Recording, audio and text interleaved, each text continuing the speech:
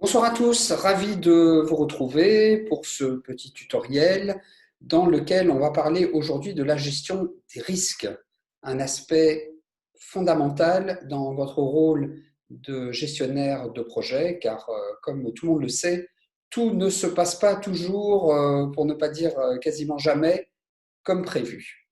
Alors, vous allez découvrir un outil qui s'appelle la matrice des risques, que je vais partager à l'instant avec vous, que voici. Alors, dans cette matrice des risques, en fait, vous allez brainstormer, vous allez réfléchir aux différents risques qui peuvent se présenter dans votre projet.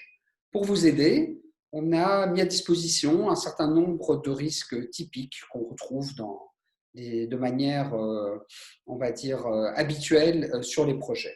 D'abord, vous avez des risques de type change management. On en parle dans le cours de gestion de projet et de manière un peu plus étendue dans la formation en gestion du changement. Alors, on ne va pas tous les passer en revue, mais vous pouvez par exemple avoir un risque lié à votre projet qui est le manque de sens de l'urgence. Autrement dit, le risque, c'est que les personnes dans votre organisation ou vos clients ne comprennent pas le pourquoi de votre projet, ne comprennent pas l'importance et donc ne mettent pas toutes les ressources en œuvre pour que votre projet réussisse. Ça, c'est un vrai projet et en tant que chef de projet, vous avez la responsabilité de vous assurer que vous avez des bases solides et que vos sponsors sont tout à fait alignés par rapport au degré, à la nature urgente et vitale de votre projet et que cette urgence est vraiment comprise par l'ensemble de vos collaborateurs, de vos fournisseurs, de vos partenaires, des membres de votre équipe, etc. Voilà un exemple de risque. D'autres exemples de risques plus généraux qui sont plus liés vraiment à la gestion de projet, ben voilà, je vais prendre celui-ci, par exemple, c'est la disponibilité de votre budget. Tout le monde sait que sur des projets longs, dans une organisation, à un moment donné, les circonstances changent, les priorités changent, et le risque pour votre projet, c'est de ne plus disposer des ressources pour mener à bien votre projet. Les budgets sont finalement alloués à d'autres priorités. Euh, un autre exemple, c'est ici au niveau de l'équipe. Euh, tout project manager est quelque part dépendant de la continuité de son équipe. Vous pouvez avoir des membres d'une équipe sur un projet qui tombent malades, qui changent de carrière, qui quittent l'entreprise, etc., etc. Et puis, vous pouvez avoir des éléments tout à fait exogènes. On vient de vivre la crise du Covid-19. C'est quelque chose qui a chamboulé énormément de projets et qui était complètement voilà, imprévu et pourtant avec un impact très important. Alors, une fois que vous avez fait ça, vous pouvez commencer à lister les risques en vous inspirant de la liste, des risques qui ont du sens pour vous, et puis vous pouvez les qualifier de trois manières. Vous avez d'abord l'impact. Donc, par exemple, si vous avez un incendie dans un bâtiment, l'impact peut être catastrophique. Donc, on va mettre 3 parce que c'est le maximum. La gravité est très importante. Ensuite, vous avez la probabilité. Alors, en l'occurrence, on va plutôt être sur cette ligne ici. Un bâtiment qui brûle, c'est quand même une probabilité qui est très, très limitée.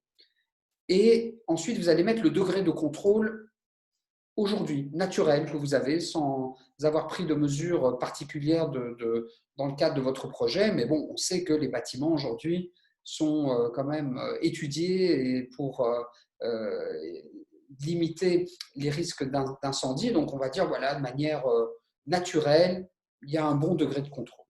Et puis, vous allez avoir ici une formule qui est l'indice de risque. Donc, vous voyez que, en fait, c'est l'impact fois la probabilité sur le contrôle.